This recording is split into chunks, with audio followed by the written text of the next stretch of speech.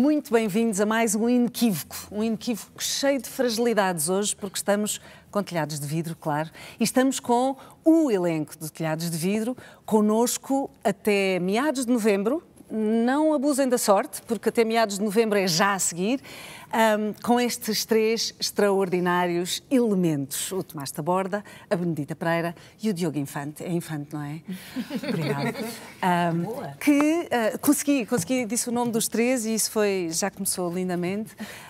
Uma peça que nos passeia por amor, por poder, por contexto social. E que toca, a mim tocou-me esta linha de não haver nem bons nem maus, de sermos todos um bocadinho 360 e de podermos mostrar isso, e de todas as personagens terem sombra e terem luz e terem bocadinhos em que nos apetece ser empáticos e outros bocadinhos em que ficamos a detestá-los. Eu gostava de perceber se para vocês este texto é sobre estas discrepâncias ou é mais sobre a aceitação delas mesmas? Ai, porquê que tu... eu acho que é sobre as duas coisas. No fundo, a aceitação só pode vir depois do reconhecimento dessas discrepâncias. E nós, durante o espetáculo, passamos por esse momento de as reconhecer no outro e em nós próprios. Portanto, eu acho que a maior parte do espetáculo é exatamente sobre esse reconhecimento, de perceber essas discrepâncias e essas incongruências e depois de perceber a impossibilidade de certas relações, a possibilidade e a impossibilidade das relações quando estamos tão afastados. Também tem muito do que hoje em dia está instalado na mania de catalogar os outros, de dizer tu és isto, tu és aquilo, tu não prestas, tu és vedado. Isto é cada vez mais gritante na vida real, embora este texto tenha já 20 anos. Vocês sentem isto na vossa vida cá de fora? Tomás? Sim, sem dúvida. Eu acho que nós vivemos tempos em que a tolerância é cada vez menos e acho que as pessoas estão cada vez menos tolerantes ao que se passa e à opinião do outro. E acho que algo que é importante é percebermos porque é que o outro também tem esta opinião e ele é válido para ter as opiniões que tem. E muitas vezes é fácil nós acharmos que por uma pessoa ter certa atitude dizemos que a pessoa é X ou Y e isso nem sempre é assim. Todos nós erramos, todos nós muitas vezes falamos sem muito fundamento e temos incoerências na vida e acho que é importante perceber que temos de ser tolerantes com o outro porque nós somos todos diferentes e é importante aceitar isso. Também traz tolerância, então, esta peça? Provoca tolerância? Eu acho que sim, exatamente por isso que estavas a dizer no início de não haver, de ser óbvio que não há um certo e um errado, de não haver nem bons nem maus, de nós percebermos os argumentos de cada personagem e de nos entendermos e dizer, ele tem razão naquilo que está a dizer, mas ela também tem razão naquilo que está a dizer. Então, espera lá. Temos mesmo que polarizar as coisas do certo e do errado. Cada um tem a sua história e, no fundo, é isto que das coisas que mais me entusiasma no trabalho de ator, é esta coisa de irmos ao fundo das personagens e perceber de onde é que elas vieram e porque é que elas tomam as atitudes que tomam, porque é que pensam de certa forma, porque isto vem sempre de algum sítio. Claro, há uma substância. E esta coisa de não julgarmos o outro, que é o que eu acho que é das grandes lições para mim enquanto atriz, que levo para a vida real, é esta coisa de esta pessoa veio de algum sítio, esta pessoa está a ter esta atitude, mas isto não veio do nada. Portanto, eu tento ser o mais... Claro que não vou mentir assim, eu sou a pessoa mais tolerante do mundo e nunca julgo ninguém. Não, é mentira, isso não é verdade. Mas tento, ao menos, ter esse pensamento de porque é que esta pessoa está a reagir assim? Porque é que esta pessoa disse o que disse? Porque às vezes pode ser mesmo uma coisa de afasta-me, eu não quero uma pessoa que diga isto, não quero uma pessoa que tenha estes valores ou que... Mas se calhar tem uma história por trás. Há sempre um espelho, não é? E aqui há claramente uma história e há claramente um percurso. E muitos pontos de relação com a realidade. O texto é muito verdadeiro, não é? É muito realista. Diogo, segundo o próprio Marco Medeiros, o encenador, quando tu o desafiaste para fazer este texto, ele não achou muita graça. Porque achou que, não, é demasiado realista, isto não tem muito a ver comigo. Sim, o Marco, como encenador, tem uma estética e procura determinado tipo de textos que lhe permitam desenvolver um aspecto mais formal. mas depois eu insisti um bocadinho e disse, lê lá bem, porque o texto tem uma substância muito interessante, de uma enorme contemporaneidade, e tu podes encontrar uma forma de marcar o teu cunho, de resto, como se viu, não só do ponto de vista plástico, mas sobretudo da maneira como abordamos os temas e os conflitos e as narrativas e também como nos dirigiu. Eu acho que acabou por ser um desafio muitíssimo interessante para ele, eu acho que ele está muito orgulhoso e feliz com o resultado do seu e do nosso trabalho. Aquilo que eu acho que é talvez mais interessante para mim é esta ideia de que não se ama alguém que não ouve a mesma canção. E no essencial, ele diz que o espetáculo, o Marco diz que o espetáculo é uma ode aos finais não felizes e ao fosso que separa as personagens, que obviamente têm uma enorme ternura e amor uma pela outra, mas há questões que são tão fulcrais, estruturais, ideológicas, que é impossível, acaba por ser demasiado impossível. E isso faz-nos a nós, pessoas, confrontar com as opções que fazemos no nosso dia-a-dia, com as relações que temos, com as amizades que vamos perdendo, com os amores que investimos ou não, porque efetivamente há códigos de conduta, ética, moral, humana, que são determinantes, e a partir de uma certa idade eu acho que tu já não tens a mesma capacidade para prescindir de coisas que são essenciais para ti. Nos teus valores, nos teus valores e na tua natureza. E o espetáculo, eu acho que fala disso, embora eu deva confessar que fiz um enorme esforço para não julgar este homem, o Tom, porque há nele, de facto, alguns comportamentos que são claramente desadequados. Falávamos muito de uma masculinidade tóxica, uma capacidade de manipular e de controlar e de subjugar, seja através do verbo, seja através da ação, seja através do dinheiro. E, portanto, há aqui vários tópicos que são desafiantes. Eu acho que o público tem reagido de forma muito entusiasmante a esses desafios. As reações que temos tido são muito incentivadoras, porque, de facto, as pessoas saem daqui, não é bem uma mensagem, mas é com um repto para refletirem, para pensarem sobre as suas próprias vidas. Não é a peça não acaba no momento em que nós saímos daqui. Antes, pelo contrário, começa a viver depois da semente que vocês lá deixam. E isso também porque, sim, é realista, é muito tangível, não é? Nós sentimos todos, há qualquer coisa com que nos relacionamos. E uma das coisas com que nos relacionamos, obviamente, é a luta social, é a postura que cada um de nós pode escolher ter. E no caso da personagem da Benedita, obviamente, é uma escolha, não é? Vivias entre dois mundos, ou ela vive entre dois mundos e escolheu neste momento. Isto para vocês transformou-se também numa luta, numa hipótese de ajudar as pessoas a acordar para a luta social?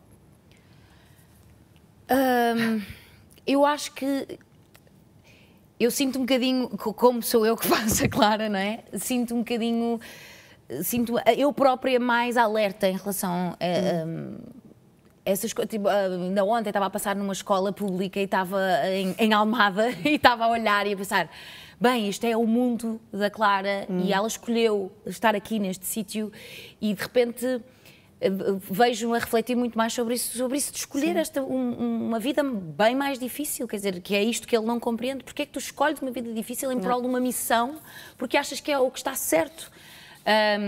E se eu seria capaz de o fazer, e não sei, também não tenho essa resposta, mas abre-me um bocado, é quase como abrir aqui uma janela no meu cérebro, e acho que isso abre um bocadinho.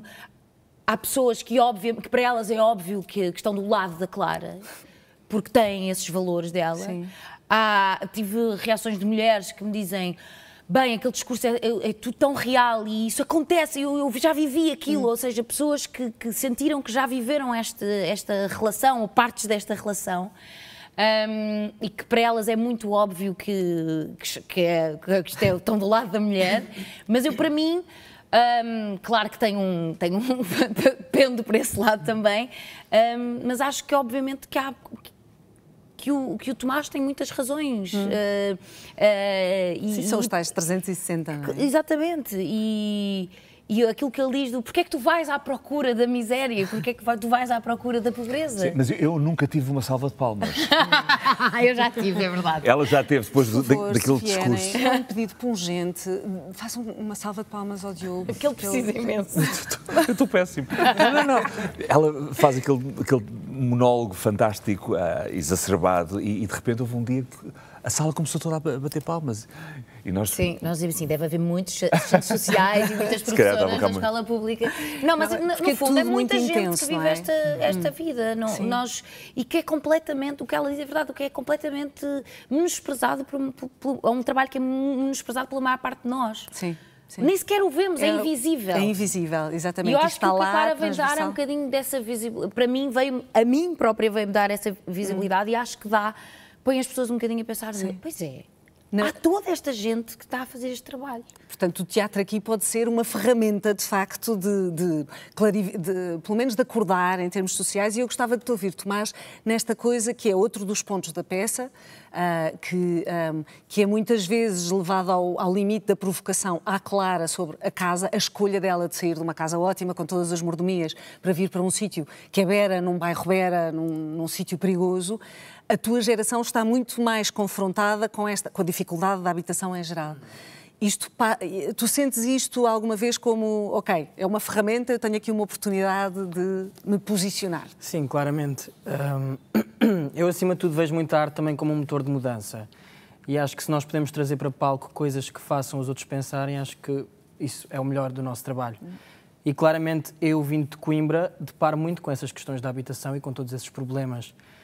E podendo que este palco possa fazer com que os outros vejam este assunto, se calhar de uma forma com que se identifiquem mais, até porque acho que é bastante real aquilo que fazemos aqui e acho que qualquer pessoa se pode identificar com qualquer uma destas personagens.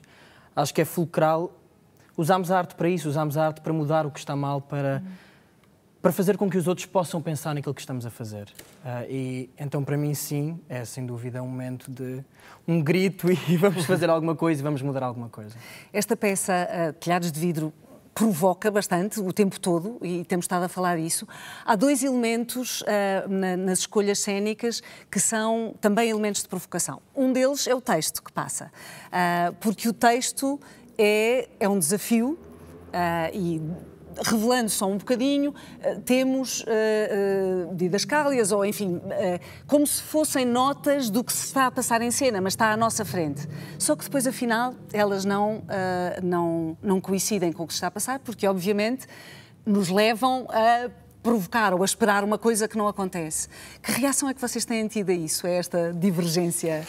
Bom, o artifício em si tem gerado alguma polémica, porque nem toda a gente percebe a subtileza e a provocação da opção do Marco, e que passa exatamente como tu disseste, em criar uma espécie de um subtexto, como se a vida tivesse um guião com didascálias, que nos encaminhasse num determinado sentido. Aqui a ideia é, sobretudo, a sublinhar aquilo que a Clara vai vivendo e sentindo, só que a vida, a certa altura... dá uma volta e existe uma coisa que é o livre-arbítrio e, portanto, ela escolhe não ir num determinado caminho que seria expectável e começa a contrariar as indicações que estão pré-definidas, como se a vida tivesse um guião pré-escrito. Nem toda a gente apanha isto, há pessoas que pensam, ai meu Deus, eles enganaram-se, aquilo está ali com delay. Oh, coitadinhos, isto está tudo a correr tão mal. Está tudo a correr tão mal. Até dizem mal dos técnicos. Pois é. Como se eles estivessem lá a inventar coisas. Os técnicos estão a fazer tudo na perfeição e não é fácil. Mas é intencional. É mais uma camada que o Marco acrescentou à leitura, à sua leitura desta obra, e eu acho que é provocadora, tal como o autor. O David Hare é um autor, é um acérrimo crítico da sociedade inglesa, e eu, quando li o texto há muitos anos atrás e depois quando o reli mais recentemente, pensei, é impressionante que o texto foi escrito em 95, ou foi, pelo menos foi representado pela primeira vez em 95, e continua a ser de uma enorme atualidade, e aqui com algumas pequenas adaptações livres nós podemos aplicá-lo de forma muito eficaz à nossa sociedade. E a aposta pareceu pertinente e acutilante e eficaz, porque efetivamente as pessoas têm-se relacionado de uma forma muito direta e intensa com o texto. Com o texto. Já vamos ao segundo elemento. Eu queria aproveitar uma coisa que tu disseste aí, porque de facto há aqui muita imprevisibilidade como existe na nossa vida, não é? Não está escrito e as portas comunicantes são muitas. Tu, Diogo, gostas de programar, gostas de organizar, gostas de surpresas só se forem boas. Como é que tu lidas, tu pessoa, não personagem, com as imprevisibilidades de cena, com o que pode correr mal e até mesmo com este texto? Porque deixa-me só meter aqui uma revelação, uma bucha, que é, este é um homem cheio de poder e de controle, mas que em cena depois também fragiliza, não é? E tu tens esses dois extremos muito bem demonstrados aqui. Acho, no fundo, como a maior parte das pessoas tem na vida, não é? Muitos de nós projetamos e procuramos afirmar uma identidade que queremos vender e que os outros acreditem, mas depois, na realidade, temos um mundo de fragilidades e de subterfúgios que procuramos evitar. Eu, regra geral, na vida, eu não gosto muito de coisas, sobretudo que não estejam no meu controle. Eu não é que eu seja parecido com o personagem, nada. Mas em cena nós usamos isso tudo. Este tipo de abordagem técnica. Uma das coisas que aconteceu durante os ensaios e que nos deixou muito felizes foi alguém veio assistir da confiança do Marco e disse: estou a improvisar, não é? Isto não está escrito. Mas isso é um super elogio. E ele, não, isto está tudo escrito. Isto não estou a inventar. Eles achavam que nós estávamos a inventar texto. O que significa que, de facto, passa esta ideia de que o texto está a vir na hora. E nós temos que procurar trabalhar isso. E às vezes temos grandes tiradas e monólogos mais ou menos elaborados, mas conseguimos todos desconstruí-lo, dar esta sensação... O texto está a vir agora porque estou a pensar nele e a minha emoção contamina o que eu digo e portanto, é uma técnica. Todos nós já fizemos televisão e, portanto, aproxima-nos um bocadinho mais desse tipo de realismo, mas, na verdade, exige um enorme controle e quando há, efetivamente, pequenos atropelos ou pequenas hesitações, ninguém percebe, porque nós já as provocamos naturalmente e integramos isso no jogo e olhamos um para o outro e imediatamente, portanto, deixamos também que o nosso estado, e há dias estamos mais cansados, ou dias estamos mais emocionados, mais divertidos, que isso de alguma forma crie pequenas arritmias no texto e na maneira como o dizemos, para que ele seja sempre muito orgânico e muito vivo e não cairmos naquela coisa da lenga-lenga ou da repetição.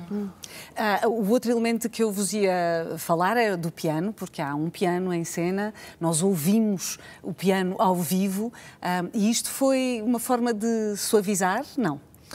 Vocês sentem o piano durante a cena? Sim. Eu sinto sobretudo, eu ia-te falar sobre isso agora que estavas a falar sobre essa coisa das imprevisibilidades. Ai meu Deus, que palavra. Desculpa, pois eu fui buscar uma palavra não faço. mas uma coisa que nós dizemos muito ao Jorge, que é o nosso maravilhoso pianista, que é, ele está ali e está ali todos os dias a olhar para nós. E para mim é um conforto gigante, de alguma maneira, saber que ele está ali, olhar para nós e que está a ver que todos os dias isto é um bocadinho diferente. E ele vê essas diferenças, ele próprio está tipo assim, ai, aquela hoje está a fazer não sei o que diferente, aquela hoje foi buscar os pratos não sei o quê. E eu sinto o olhar dele, eu sei que ele está ali, que ele está a ver isto tudo, porque a maior parte das pessoas está aqui pela primeira vez, portanto, o que eu fizer hoje é o que lhes vai ficar na memória. Para ele sabe, tanto quanto nós, o quanto tudo é diferente. Eu próprio, às vezes, sou surpreendido, porque eu olho para um lado e ela já não está lá. Mas ela ontem estava ali. Porque às vezes ela faz assim umas pequenas variações nas marcações. O Diogo é terrível, dava-vos notas também, ou não? Não. Tomás? Baixa o encenador. Não, nós ajudamos e obviamente o Diogo tem muito mais experiência do que nós. São dicas e ajudas. Ok. Eu chamaria dicas e ajudas. E o Marco vem? O Marco vem todas as semanas. Mas eu, exatamente por isso, é que como o Marco não está cá todos os dias, que depois tu estás num período de ensaios em que tens um encenador todos os dias, uma assistente de encenação, aqueles olhos, de repente eles desaparecem, vão à vida deles e nós ficamos aqui. O piano é o teu fiel, então? O Jorge é o meu, exatamente. Mas é uma coisa muito gira, eu estou a adorar isto, porque isto não existe, é muito raro teres isto. Sim. É quase um além ponto. dos nossos queridos técnicos, mas estão a fazer outras coisas. Ele está mesmo a olhar para nós o tempo todo. Acompanhar. Às vezes é um bocadinho creepy. Mas eu adoro. Eu adoro. Não se distraiam com isso. E ele repara nas coisas. Ele vê tudo. Ele vê tudo. Ele repara porque ele emana uma energia. Sim. É tão Temos giro. que lhe pedir para fazer um diário da peça. Ela era ótima. Ele teria coisas para contar. Vocês não têm nunca vontade de desatar a cantar no meio? Não, coitadinho do público. Olha, aí começava, vinha logo pela metade. Mas isso é uma coisa muito engraçada, porque o Tomás, tanto quanto eu sei, adora cantar. Sim. E canta. Bem. Canta, Vá, diz lá. Obrigado. Sim. Sim. E o Diogo Obrigado. também. Adora cantar e canta bem. E tu? Não.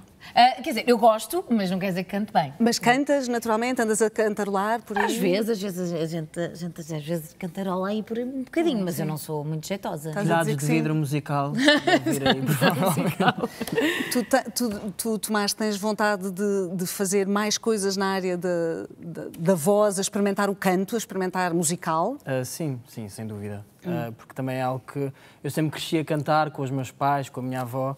Então, eu vim para Lisboa, até foi quando conheci o Pedro Viegas, porque foi exatamente para tirar um workshop em teatro musical, que é algo que eu adoro também. E agora tens planos? Vamos ver o que é que eu vou fazer. Eu vou me esforçar para o que vier aí, claro. Mas é uma vontade, ok? Sim, Ficou sem dúvida, aqui. sem dúvida. A ti não te ouvimos cantar há uns tempos. Então ainda no sonho canto. No sonho cantavas, sim, Cantava, é verdade. cantava. Pronto, precisamos aqui de mais e de puxar pela Eu Benedita. ouço Não. a Eu cantar também todos ouço a os cantar. dias. Eu ok. canto quando aqueço. Canta muito Haverá um bem. inequívoco de bastidores um dia destes e vamos fazer uma coisa assim, tipo Ai, pôr estes um bastidores têm microfonezinho muita graça. a ouvir. Sim, mas Tem muita piada. o que é que se passa nos bastidores, Benedita? Temos alguns rituais. Temos alguns rituais. Rituais, vá lá, queremos saber. Olha, o Tomás anda a cantarolar aí, Por aí. e a passar o texto. Ele passa o texto todos os dias. E eu disse-lhe, Mas tipo a rezar Não, pelos assim, corredores. eu ia passar o texto Sim. sozinho a Eu falar. às vezes respondo-lhe. Quando chega a minha altura. Eu digo, olha amigo, se não o decoraste até agora, já não vais... Não, mas ele passa sempre o texto. Se nós pensássemos o texto, tínhamos que escrever para aqui às 5 da tarde. A Penny vem para aqui fazer alongamentos e relaxamentos. Eu deito-me no sofá a E surfar. depois começamos. Há um momento em que é o momento Depois fofoca. fazemos um bocadinho Fofoca, de tricô. um bocadinho de tricô. Mal deste, mal daquele, está ótimo. Ou bem, também De fazemos quem, bem. Também de quem é falamos que bem. disseram mais mal recentemente? Não podemos dizer. E bem? Quem é que a Bem, gente podem disse dizer Olha, coisas que... Não se lembram, mas já lá voltamos. A Jessica Lange dissemos bem ontem. pois foi. E, Pois foi. e disseram muito bem. Foi a Claro. propósito de quê? Estávamos a falar dela porque eu vi uma série que era com ela, então depois começámos a falar. Yeah. Que atriz extraordinária. É ótima. É uma mulher incrível. Ok, mas já agora volto a esta história dos comentários para uma pergunta. Agora lembrei-me porque é que estávamos a falar. Não podemos Há dizer. informação que nos está vedada. Se eu tiver acesso, depois fazemos aqui uma ediçãozinha. Peço Vou suar desculpa. agora. Tens uns cartõezinhos. Não. Também, obrigado. Não, mas podiam partilhar, nós íamos gostar. Mas vamos dar aqui uma certa seriedade a isto. Sim. Eu vi um post teu, Benedita, sobre os críticos, porque vocês tiveram uma boa crítica no Jornal de Letras e tu comentaste que pena, porque quase não há crítica hoje em dia, faz-nos falta, sentimos falta. Vocês também sentem falta de uma crítica mais profissional, não só fui lá, vi, gostei, mas com pormenores técnicos, verdadeiramente técnicos, que era o caso. Sim, eu acho que é importante, porque, quer dizer, eu já dei a minha opinião, mas depois podem falar também sobre isso, mas é de facto uma coisa que me tenho vindo a questionar, porque continua a haver crítica a cinema, continua a haver crítica a artes, a livros, a tudo, e de repente a crítica teatral de facto foi desaparecendo. Também há questões de...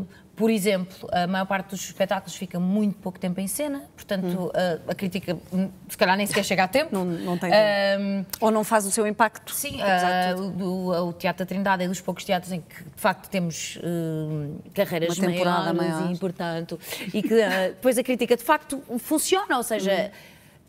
Eu vivi nos Estados Unidos muito tempo e havia obviamente há muita oferta cultural e eu regia-me pela crítica para ver o que é que eu queria ver ou não e depois já conhecia os críticos que eu depois, concordava e os outros que não concordava, mas não acho que seja preciso estarmos em Nova Iorque para haver, se continua a haver crítica às outras artes, porque não ao teatro? Mas porquê que falhará? Porquê que há menos... Diogo, tu tens mais... Eu diria que tem que ver com a falta de espaço editorial. Para os críticos ou para a crítica? Não, espaço em geral para a cultura.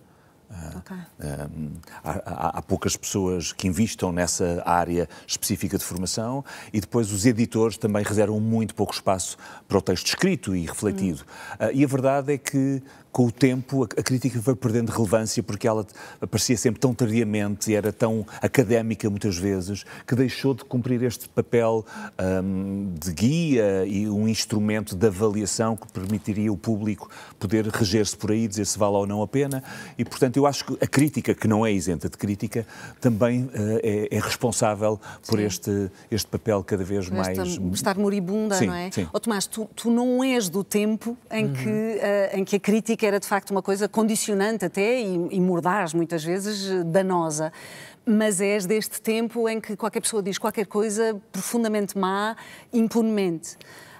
Tu sentes isto ou não? Claro, e também acho que as redes sociais vieram a inflamar ainda mais esta situação, não é? Porque se há um post que sai com um comentário negativo sobre algo, as pessoas vão se influenciar por aquilo que estão a ler. E se eu, para ver um filme, muitas vezes vou a um Letterboxd ou vou a algum site para ver o que é que me identifico ou não, e tento ver, ok, eu quero ver isto, eu quero ver este filme porque me identifico com esta história e quero ver esta performance, isso falta em teatro também, e é importante que exista. E é uma forma de validar um bocadinho o nosso trabalho, claro. De certa forma. Ou seja, validar no sentido de estamos aqui, isto e não é por ser uma crítica positiva. Aquela foi positiva, obviamente, foi por isso que eu gostei. Mas... Se ela tivesse dito que eras uma canastrona, não tinhas publicado. Mas há uma coisa de validar. Não, porque podia dizer bem de uma coisa e mal de outra, e por acaso foi bastante positiva no geral, mas podia não ser, e acho que isso é bom para nós também próprios questionarmos, ou seja, quando eu ouço uma crítica negativa mesmo de uma pessoa qualquer que venha ver e diz, fala de qualquer coisa de um momento ou de alguma coisa técnica, ou eu penso nisso, põe-nos a pensar, faz-nos evoluir a todos. Hoje em dia é mais só entre colegas que isso acontece, ou não? Pois, e eu acho que não... Malta do meio? Sim, e os que têm coragem e os que nós de facto perguntamos e dizemos, então, mas o que é que achaste mesmo? E eu acho isso certo, também não acho que as pessoas não precisam de ouvir a opinião das pessoas só porque sim, não é? Se calhar quero ouvir a tua e não quero ouvir a de outra pessoa. Mas se me permitem, eu diria que a reação mais consequente é aquela do público. Por um lado, todos os dias aqui está e temos tido a felicidade de ter muita gente na sala. E eles Por isso eu dizia que meio de novembro é já. E eles estão de pé e manifestam-se de forma entusiasta e efusiva. E ontem disseram Diogo! Stop! Não era preciso mencionar. Mas depois eu acho que esta ideia do boca a boca, porque se o espetáculo não funcionasse, nós veríamos cada vez um número mais reduzido de público. E a verdade é que isso não tem acontecido. Claro. O que significa que as pessoas saem daqui, para além daquelas que generosamente fazem uns posts e posts.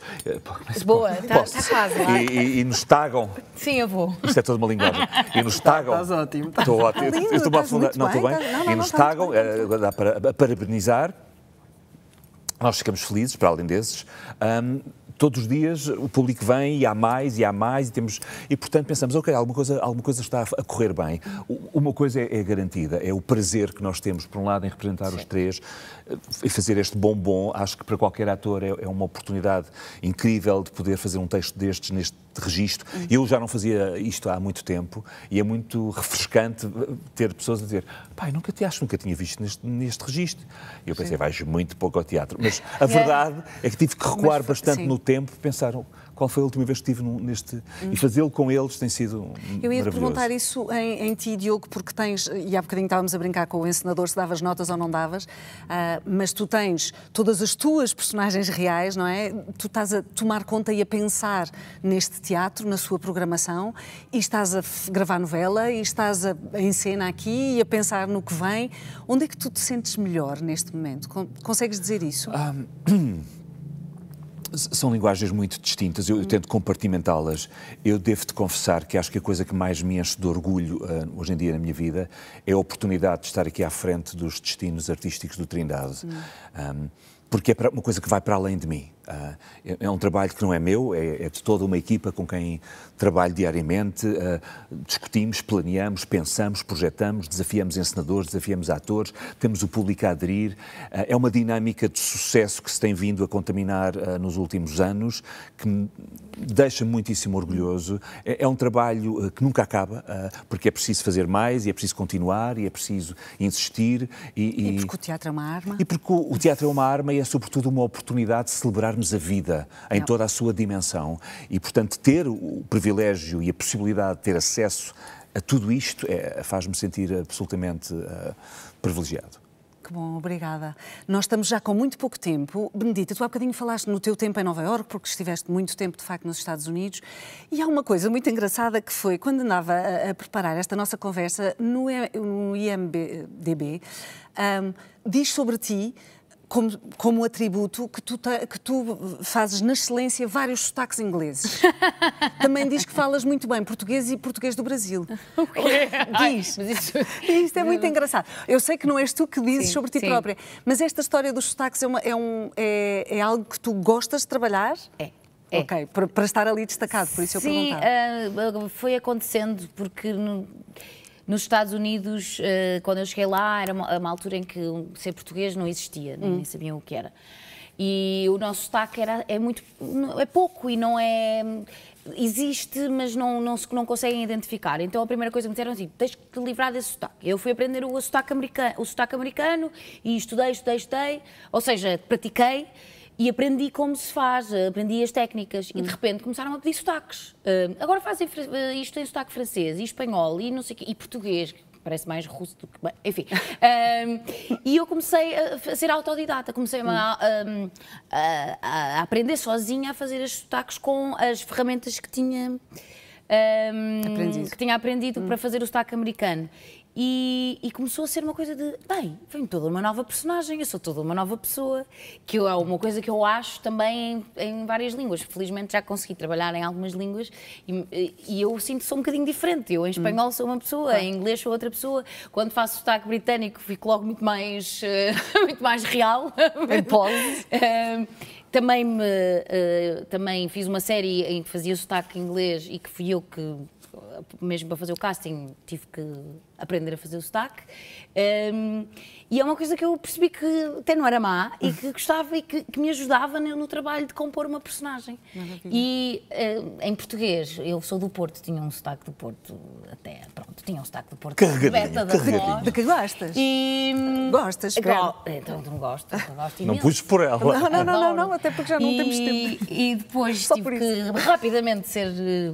lisboeta, eu tive que dizer de Cascais, porque era a minha personagem nos Morangos, não podia ter sotaque do Porto, e eu rapidamente transformei esse sotaque, e é uma coisa que eu gosto. Pronto. Que bom. Ficamos à espera de variedíssimos sotaques. Nós estamos já, claro, a passar o tempo. Desculpa. Queria só que aproveitassem ter uma câmara virada para vocês, para cada um de vocês dar um bom motivo para as pessoas não perderem os Telhados de Vidro no Teatro da Trindade até meados de novembro, que é já a seguir. Tomás. Então, para além... é só um, não é? Pode ser vários. Ok, então, é um texto brilhante e acho que... Eu digo sempre o mesmo. Eu acho que é algo que... Acho que qualquer pessoa sai daqui e reflete sobre as suas escolhas, sobre questões éticas, morais, sociais e políticas, e acho que isso vale muito a pena. Boa. Benedita?